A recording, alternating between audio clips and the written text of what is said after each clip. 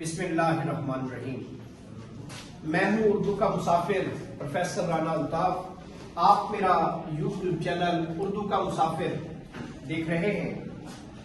اردو کا مسافر ہے بس یہی پہچان ہے اس کی، اردو کا مسافر ہے بس یہی پہچان ہے اس کی، جہاں سے بھی گزرتا ہے سلیقہ چھوڑ جاتا ہے۔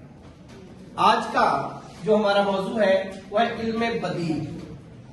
علم بدیع ایسا علم جس سے شاعر اپنے کلام میں ندرت خیالی کے ساتھ ساتھ نیا پن پیدا کرتا ہے۔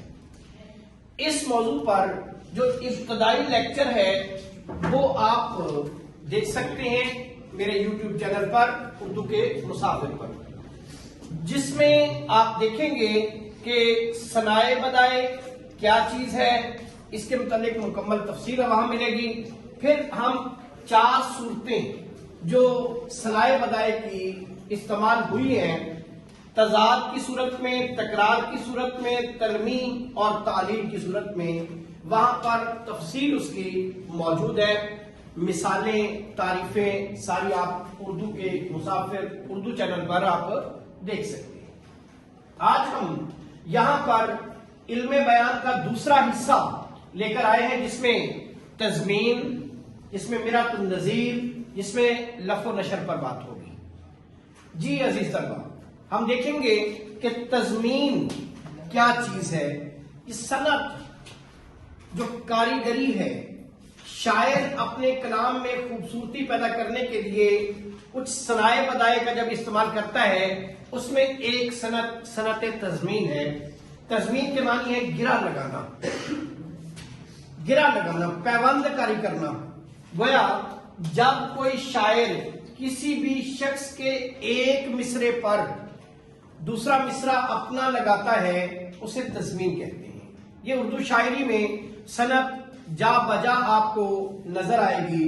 بہت سارے لوگوں نے ایک مصرع کسی کا لے کر اس کے اوپر اپنا مصرع لگایا ہے۔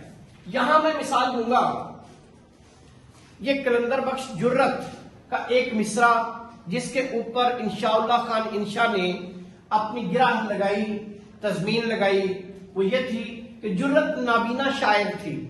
جرت جو تھے نابینا شاعر تھے۔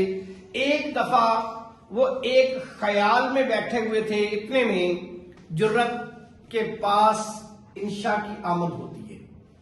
انشا آ کر پوچھتا، جرت میاں کیا کر رہے ہو؟ کہتا ایک مصرع ذہن میں آیا ہے، آپ کو بتاؤں گا نہیں، آپ چھین لیں گے۔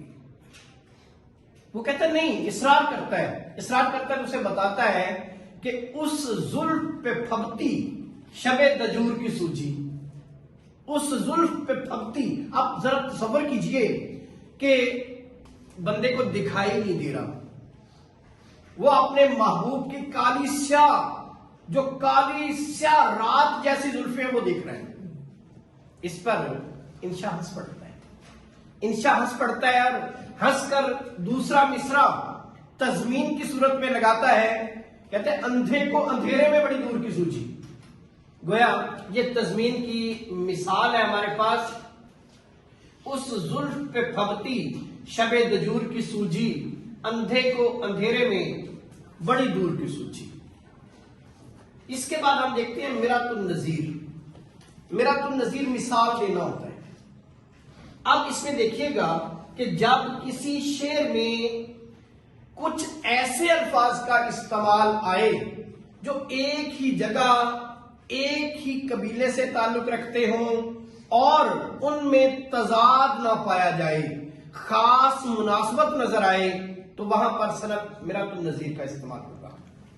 جب کسی شعر میں ایک ہی جگہ قبیلے سے تعلق رکھنے والے الفاظ اس طرح استعمال ہوں کہ ان